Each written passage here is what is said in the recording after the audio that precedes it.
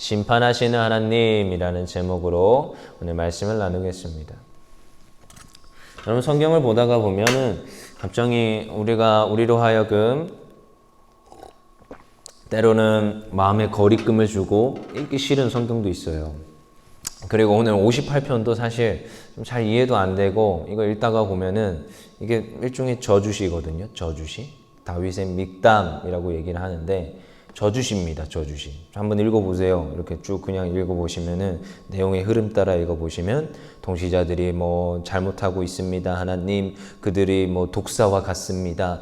그러면서 이제 7절부터 막 9절까지 막 저주를 해요. 뭐와 같고 뭐와 같을지어다 하면서 만삭되지 못하여 출생하기가 햇빛을 보지 못한 같게 하시고 뭐 불이 가마를 뜨겁게 하지 생나무 불 붙든지 하여서 강한 바울을 휩쓸려 가게 하시고 막 이 저주를 막 쏟아붓습니다.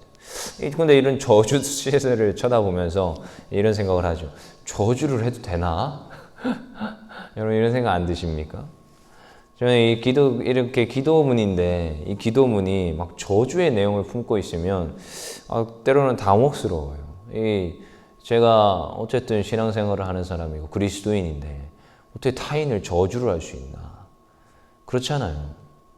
그래서 뭐 요즘 뭐 기독교인들이 그렇게 막 저주를 쏟아붓는다고 하죠. 누구들한테. 근데 그것도 옳은가? 우리는 잘 생각해 봐야 됩니다. 제가 이 58편을 읽으면서도 그게 옳은 것인가? 과연. 저는 이렇게 이 본문 말씀을 가지고도 마음에 막 이렇게 거리낌이 있으면 어려움이 있어요. 사실 막. 그러면서 이 본문 말씀을 가지고 저주를 해도 되나? 그런 가운데서 굉장히 요거 가지고 씨름을 합니다. 여러분 본문 말씀을 읽을 때는 그냥 뭐 앞에 나와 있는 전도사가 말한다고 뭐 그리고 주석이나 뭐 참고 문헌들 특히 뭐 큐티를 할 때는 큐티 옆에 막 상세하게 적어놨잖아요. 근데 그런 거에 너무 매이시면 안 돼요. 큐티라는 것은 그리고 하나님의 말씀을 묵상한다라는 것은 그냥 있는 그대로 그 말씀을 가지고 때로는 씨름할 필요가 있습니다. 때로는 이 성경 말씀이 안 읽히기도 하고 마음에 안 와닿기도 해요. 그러면요, 그냥 그렇게 씨름하는 게 차라리 좋습니다. 해답을 찾는 것보다 차라리 그렇게 씨름을 하고 그러다가 보면 성경 전체를 계속 읽다가 보면 어느 순간 그냥 이 58편이라는 것이 읽힐 때가 있어요. 저주시라고 하지만 이게 어떠한 관점에서 저주라는 것을 우리가 잘 기억할 필요가 또 있다라는 거죠. 그래서 또 앞에 있는 사람이나 그리고 주변에 있는 또 신앙생활 오래 하신 분들이 바른 길을 또 안내할 필요성도 있지만 때로는 씨름을 해야 된다면 씨름을 하십시오. 그 말씀을 가지고. 이해가 안 되고 읽히지가 않고 문제가 있다면 그냥 그것으로 만족하는 것도 때로는 필요합니다. 빠르게 해답을 찾는 것보다. 왜냐하면 제가 지나온 저는 어립니다. 나이가 많지 않아요. 근데 지나온 가운데 공부를 하면서도 이 성경을 가지고 묵상을 하면서도 늘 느끼는 것이 그 나이대에 맞는 그 수준이 있습니다. 그리고 그 나이대에 맞는 제가 설교를 항상 20대부터 했기 때문에 20살부터 청년부를 맡았었어요. 이해가 되십니까? 저보다 형 누나들을 제가 전도사로서 가르쳤습니다. 너무 힘들었어요. 진짜로 힘들었어요. 근데 그때 설교문들이 다 가지고 있거든요. 근데 그걸 제가 보면 손이 오그라들어요. 어떻게 이렇게 말도 안 되게 설교를 했지? 그 정도로요. 20대 중반 때도 비슷합니다. 네. 지금도 못하지요. 아마 40대, 50대에 가서 지금 하는 그런 것들을 바라보면서 얼마나 소름이 돋을까요? 지금 영상 찍고 있거든요. 이 영상들 다 유튜브에 들어가 있습니다. 저는 저를 모니터링하기 위해서 그렇게 하는 건데 나중에 보면은 굉장히 막 어떻게 저렇게 했을까 하면서 저를 바라보면서 저를 욕하고 있지 않을까 싶지요. 그렇지만요. 그 수준에서는 그게 한계예요. 그 수준에서는 그 나이대 그 학문의 영역에서는 이 본문 말씀을 가지고 씨름할 수 있는 게 그 정도가 한계입니다. 그걸 이상을 할 수 있는 것은 물론 하나님께서 은혜 주시고 베풀어 주시면 입술을 주장하신다 이러겠지만 어떻게 그 한계를 뛰어넘겠습니까? 그래서 여러분들 그거 걸러 들으시라고 지금 또 얘기하는 거예요. 그렇습니다. 58편 이 저주시를 바라보면서 우리는 이런 생각들을 좀 가져야 된다는 것입니다. 무엇입니까? 씨름하십시오. 해석이 안 되고 해결이 안 돼도 그냥 그것으로 만족하십시오. 그럼 그 가운데서 주는 그 은혜가 있습니까? 또 그 가운데서 또 부어주시는 은혜가 있다라는 거예요. 그리고 그 말씀 붙들고 살아가시면 됩니다. 그래서 오늘 58편을 제가 강의를 하면서 조금 이제 풀어드릴 건데, 뭐 이게 답이다 이런 건 아니지요. 근데 이제 최대한 성경적으로 그리고 개혁주의적으로 이제 좀 얘기를 나누고 싶어서 이제 가지고 나온 거죠. 58편에 이제 보면 무엇입니까? 58편 1절 한번 볼까요? 시작. 동치자들아 너희가 정의를 말해야 하거늘 어찌 잠잠하냐. 인자들아 너희가 올바르게 판결해야 하거늘 어찌 잠잠하냐. 이 시편을 쓰는 배경이 있습니다. 다윗이 이제 시편을 쓰는데 여러 가지가 있죠. 성전에 가서 하나님을 찬양하는 시도 있겠고, 막 쫓겨다니면서 그 쫓김 가운데서 하나님이 나와 함께 하시는 것도 있겠고, 원수가 나를 비박합니까? 그 원수들로부터 나를 구원하소서, 뭐 그런, 그리고 내가 여호와께 피합니다. 뭐 그런, 이런 저런 내용이 있겠죠. 근데 58편은 뭐 어떤 배경이 있을 것인가?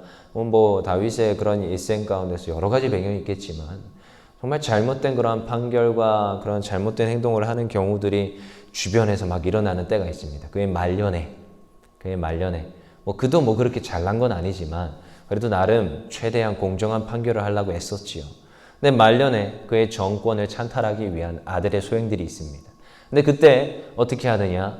그 나이가 들었고 이제 눈이 어두워져 가는 그 다윗, 그때 자기가 이제 올바른 판결을 한다면서, 왜냐하면 민심을 돌리는 것 중에 가장 좋은 방법이 자기가 정권을 잡고 어차피 행정을 자기가 할 거 아니에요. 그 행정 가운데서 사람의 마음을 훔치는 겁니다. 그러면서 이 백성들의 마음을 훔치고 이제 반역을 꾀하는 행동 가운데 있죠. 근데 그것이 무엇이냐? 사실 알고 보니까 잘못된 판결을 하고 있다는 거예요. 왜요? 마음을 훔치는 것 중에 가장 좋은 방법입니다. 내가 네 편 들어줄게. 너 내 편 해라. 뭐 그런 가운데서. 그러면요, 여러분, 이 사람 내가 편 들어준다고 정말 무서운 거예요. 권력을 잡은 자들이 편을 들어주잖아요. 그럼 주변에 있는 많은 피해가 일어납니다. 그게 어떻게 보면 힘을 가진 사람한테 내가 편을 들어주면 그 사람으로 인하여서 수많은 피해가 일어납니다. 왜요? 그 사람은 판결을 하는 사람이 자기 편을 들어주니까 이제 자기가 짓는 모든 죄에 대해서 면죄부를 받는 거죠. 그러면은 더 기승을 하는 겁니다. 내가 이게 되네. 저 판결하는 사람도 내 편이니까 더 악한 짓을 해도 되네. 그게 지금 이 다윗의 말년 때에 일어나는 일들입니다. 그러면서 이제 시편 이제 58편이 나왔을 것이다라고 이제 신학자들이 얘기하는 거지요. 뭡니까? 통치자들이 지금 무엇하고 있습니까? 올바르지 않은 판결을 하고 있다라는 거예요. 정의를 행하지 않고 있습니다. 여러분, 구약에서는 이 구약, 제가 이제 구약학을 배울 때 굉장히 많은 이제 뭐 이사야서나 예레미야나 뭐 여러 가지 시편이나 여러 가지를 제가 김창대 교수라는 교수님한테 배웠습니다. 그분이 뭐 지금 안양신학대학교에서는 가장 저명하시고 지금 신대원 원장으로 계세요. 원장으로. 근데 그분이 항상 하는 게 이 뭐 지금 차준희 교수님도 항상 이제 얘기하시는 것 중에 하나인데요. 구약은 그냥 통일이 됩니다. 뭐냐면 의와 공의. 정의와 공의. 무슨 말인지 아시죠? 뭐 가끔씩 얘기하시는 미시파트, 제데카. 네. 그게 이 구약에서는 흐름입니다. 굉장히 중요한 흐름이에요. 그래서 여러분 공의의 하나님 들어보시죠? 그 공의의 하나님을 가장 중요하게 칩니다. 공의가 무엇입니까, 여러분? 악한 게 있으면 악을 심판하시는 거죠. 근데 여러분, 악한 걸 심판하시는 하나님만 생각하는데 잘한 게 있으면 또 뭡니까? 칭찬도 하시는 거예요. 공의는 선과 악을 구분하는 겁니다. 그래서 이 제데카, 미시파트 너무나도 중요하다고 저는 계속 배우죠. 근데 지금 58편 1절에서 무엇이 무너진 거예요? 이 공의가 무너지는 겁니다. 제데카. 성경을 잘 읽어보십시오. 구약에서 많은 부분, 여러분 이제 우리가 씨름을 해야 돼요. 여러분 이혼, 하나님께서 이혼을 원하십니까? 원하지 않습니다. 명확하게. 그리고 여러분 일부 다처 원하십니까? 원하지 않으십니다. 하나님께서는 아담을 만드시고 하와를 주셨어요. 여기서 나오지요, 이미. 일부 일처입니다. 그리고 그를 이혼을 허락하지 않아요, 원래. 결혼했으면 평생 가는 거예요. 신랑이고 신부인 겁니다.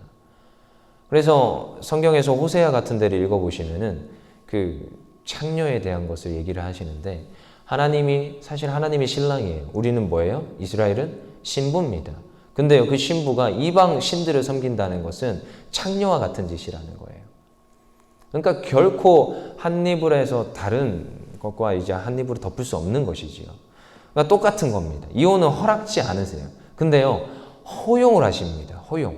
좀 틀린 거예요, 단어가. 허락은 하나님께서 그냥 오케이, that's okay. 근데 허용은 그냥 죽일 수는 없으니까 그냥 내비두는 거죠. 근데 허용인 관점에서 모세가 무엇을 발행하는지 아십니까? 모세가 너 이혼 증서 발행해라 이렇게 또 합니다. 그러면 여기서 배치가 되죠. 저는 이런 성경을 이런 걸 보면서 굉장히 궁금해서 따지기도 하고 막 싸우기도 합니다. 그러면 이혼 증서는 뭐냐? 그럼 하나님께서 허락한 거 아니냐? 아니요, 그건 허용이라는 거예요. 원치 않으셨지만 어떤 면에서 허용하셨느냐? 과부들의 보호를 위해서입니다. 그냥 남자들이 그냥 내쳐버리면 그냥 쫓겨나는 경우가 허다했거든요. 고대 근동에서는. 그러지 말라는 거예요. 너 이혼 증서 줘서 그로 하여금 다른 데 가거나 살 수 있는 길을 모색할 수 있도록 해줘라. 그래서 이혼 증서를 주라는 겁니다. 누구를 보호하기 위해서? 약자에 대한 보호를 위해서입니다. 우리가 이런 걸 생각해 보죠. 그러면 하나님께서 어떤 것을 하시느냐? 공의와 정의를 굉장히 중요하게 여깁니다. 특별히 어떤 관점에서?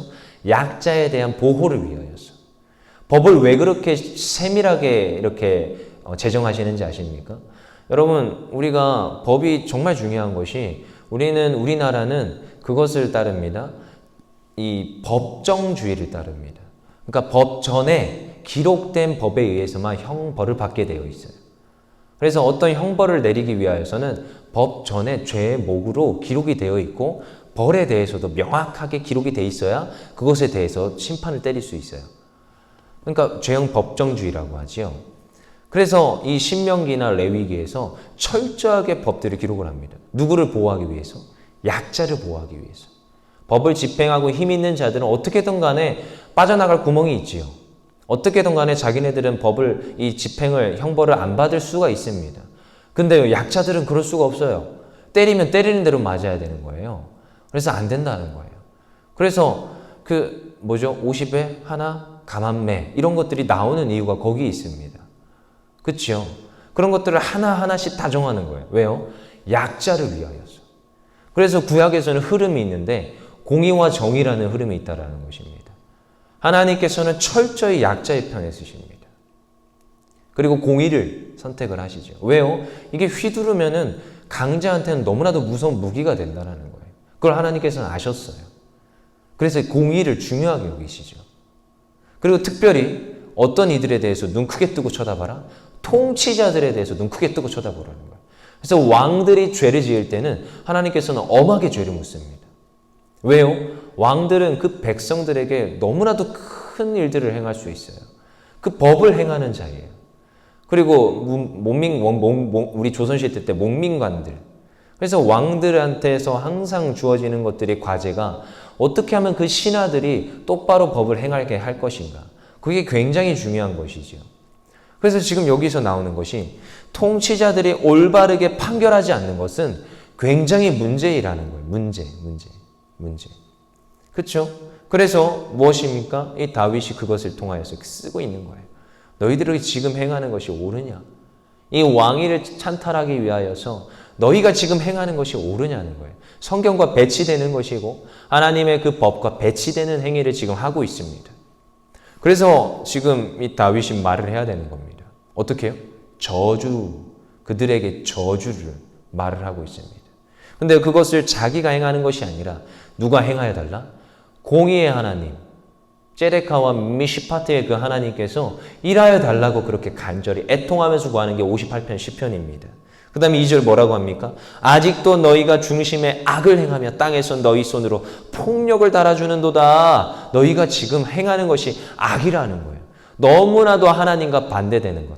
여러분, 성경에서의 악의 기준은 명확합니다. 우리 세상에서 이 대한민국에서 말하는 악과 조금 달라요.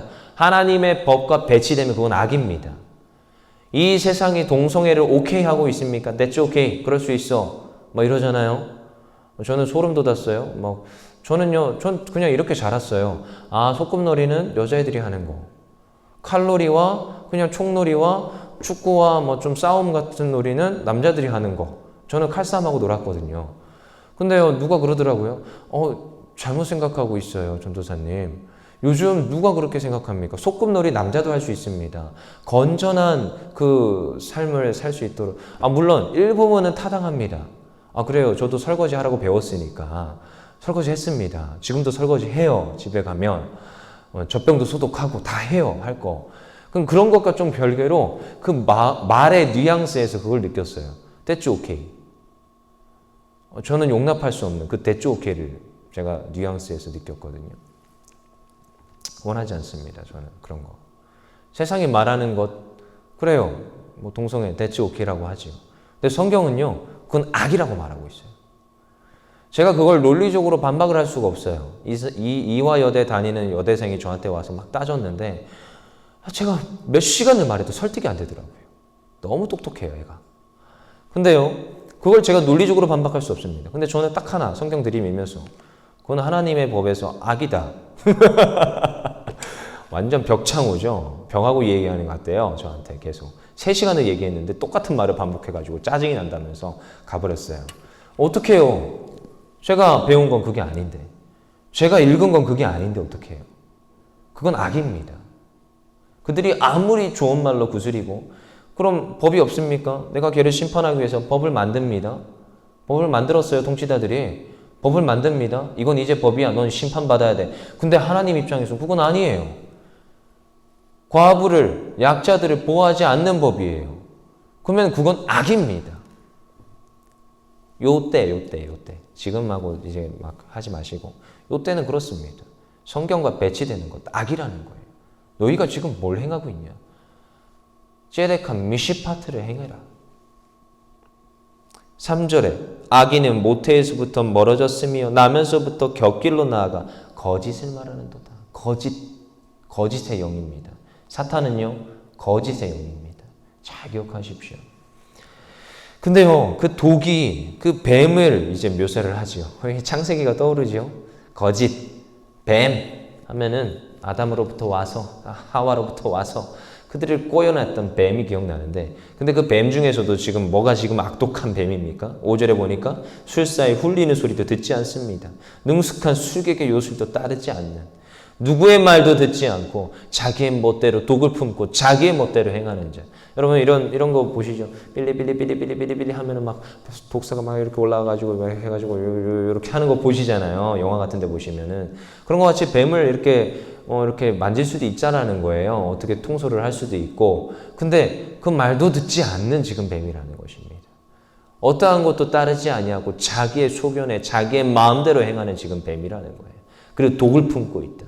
악독한 뱀이라는 거죠. 그러고 나서 6절부터 무엇이 이어집니까? 저주가 이어집니다. 저주가. 하나님이여 그들의 입에서 이를 꺾으소서. 여호와여 젊은 사자의 어금니를 꺾어내리소서. 그리고 나서 저주가 계속 이어지죠. 그러면 이 저주를 이러한 관점에서 바라봐야 됩니다. 그 악한 통치자들, 지금 민생들을, 저 서민들을 괴롭히고 그들로 하여금 그들 위해서 군림하는 저 악한 이들 하나님 벌하여 주옵소서. 그것이 옳습니까? 하나님 벌하여 주옵소서. 지금 다윗이 그것을 구하고 있습니다. 누구를 생각하며? 백성들을 구하며. 그래서 우리 믿는 자들도 누굴 위하면서 구해야 됩니까? 왜 지혜자들, 왜 통치자들을 지혜를 달라고 구해야 됩니까? 왜 우리 민생들을 위하여서 기도해야 됩니까? 여러분 성경적으로 그것은 바른 것입니다. 당연히 기도해야 되는 것이고 때로는 악한 이가 있으면 저는 그렇게도 기도합니다. 하나님 저를 네, 성경적으로는 하잖아요. 기도를 하잖아요. 하나님 벌하여 주옵소서 기도할 때도 있습니다. 실제로 저는 기도하잖아요. 정신 차리게 하여 주옵소서. 그 다음에 9절부터 뭐라고 합니까? 가시나무 불이 가마를 뜨겁게 하고 여기까지도 저주를 퍼붓고 있습니다. 그 다음에 10절에 뭐라고 해요? 의인이 악인의 보복당함을 보고 기뻐하며 그의 발을 악인의 피에 씻으리로다. 지금 어떠한 것이 해결이 됐겠습니까? 아마 이제 압살롬의 모든 반역들이 아마 해결이 됐을 것입니다. 해결이 되는 와중에 있겠지요. 그러면서 이제 그럽니다. 그가 보복을 당했고 그가 무너지는 것을 바라보면서 믿는 자들이 어떻게 하리라? 그 악인의 피로 씻는다. 되게 무서운 표현이죠. 그렇지만 그 가운데서도 하나님께서 일하여 주셔서 그 악인들을 심판했다라는 것을 여러분 기억하시길 바랍니다. 반드시 하나님께서는 악인을 심판하십니다. 반드시 하나님께서는 지금 두려워하고 있고 떨고 있고 너무나도 힘겨워하고 있는 그 약자들을 바라보시면서 그저 그렇게 그냥 내버려 두지 않습니다. 하나님께서는 철저히 제데카, 미시파트, 공의를 행하시는 하나님이세요. 하나님께서는 반드시 그들을 위해서 일하신다는 것입니다. 잘못된 길로 가고 있습니까? 하나님께서 바르게 인도하시는 분이에요. 그래서 11절에 뭐라고 합니까? 그때 사람의 말이 진실로 의인에게 갚음이 있고 진실로 땅에서 심판하시는 하나님이 계시다. 하나님께서는 의인에게 갚음이 있다고 했습니다. 하나님, 그래서 제가 기도하기는 하나님, 제가 전쟁은 할 수 없습니다. 저들과 싸울 수는 없습니다. 하지만 하나님께서는 전쟁하시는 분 아닙니까? 하나님 이겨주시고, 하나님 저 대신 가서 일하여 주시고, 하나님 저들을 무너뜨려 주시고, 하나님께서 역사하여 주옵소서. 그렇게 기도해야 되는 것입니다. 우리가 기도해야 될 게 그런 기도 제목이라는 거예요. 그래서 저는 선교사님들이 가끔씩 기도 제목을 보내줄 때가 있어요. 지금도 많이 옵니다. 제가 아는 친구들이 나가 있기 때문에 한 달에 한 5통씩은 오는 것 같아요. 이렇게 메일로, 문자로 계속 와요. 그러면은 이제 내용들이 뭐냐? 그 나라가 지금 이러한 걸로 인하여서 굉장히 지금 많이 핍박을 하고 있어요. 진짜로 지금 해외는요, 이루 말할 수 없는 가운데서 핍박을 당하고 있어요. 정말로. 안 그래도 핍박받는 속에서 하고 있었는데 이제 구실이 생긴 거죠. 구실이 생긴 거예요. 그래서 아예 그냥 자택으로 들어오고 이제 자택의 보호에 대한 그런 것도 없어요. 그냥 아예 끌어내고 정말로 많은 이들 기독교인들이 지금 끌려나가서 죽어나가고 있습니다. 지금 세계 현황이에요. 그럼 그들이 기도 제목을 구합니다. 저 악한 저 정권이 무너지게 하여 주옵소서. 그렇게 기도합니다. 저로 하여금 그렇게 기도해달라고 해요. 그리고 지금 이 복음을 가로막고 있는 많은 벽들이 허물어지게 해달라고. 그리고 그 가운데서 지금 또한 그 물적 공급이 없다고 합니다. 하나님 물적 공급도 허락하여 달라고. 왜냐하면 지금 이 대한민국에서 부어주던 그 공급들이 이 대한민국이 너무나도 어려운 가운데 있으니까 그게 안 이루어지고 있다는 거예요. 그래서 지금 너무나도 힘겨워요. 지금 세계적으로 선교지에 나가 있는 분들이. 그래서 지금 곳곳에서 돌아오고 있는 분들도 꽤 있습니다. 근데 아직 그 5 식구들은 그 가정들은 아직도 나가 있어요. 안 돌아오더라고요. 그러면서 참 제가 안타까운 그런 마음 가운데서 저는 이 58편을 바라보면서 그들이 기억이 났어요. 어제 저녁에 조용히 기도하고 잤는데 하나님, 그들에게 하나님께서 위로를 더하시고 하나님 그들을 또한 핍박하는 그런 악한 무리들 하나님께서 제거하여 주시고 하나님 그들에게 또다시 또한 물적 공급도 더하셔서 그 사역을 펼쳐나가고 이 모든 시기를 이겨내서 다시금 하나님 역사하시는 은혜를 더하여 주옵소서. 그렇게 기도하는 것입니다. 여러분, 우리가 무엇 해야 됩니까? 기도밖에 없습니다. 이 아침에 우리가 할 것이 무엇입니까? 기도밖에 없습니다. 여러분, 주변에 쓰러져 있는 지체들 지금 되게 많습니다. 일정교회 다니시면 그런 것도 바라보셔야 돼요. 제가 정말로 안타까운 것이 잘 세워져 있는 이들이 쓰러집니다. 하지만 저는요, 기대가 있어요. 쓰러져도 다시 어떻게 하리라? 일어나리라. 여러분, 말씀과 기도로 그 자가 일어날 수 있습니다. 근데요, 더 빨리 일어나는 방법이 있어요. 그래서 여러분, 공동체라는 것이 있고 여러분 주변에 좋은 믿음의 동역자가 있어야 된다고 말하는 것입니다.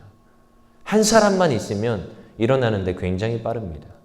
여러분, 그래서 그에게 내가 좋은 동역자가 되어주고 그를 위해서 기도해주고 같이 우리 일어나서 우리 다시 신앙생활 다시 회복하자. 그렇게 같이 기도해야 될 줄 믿습니다.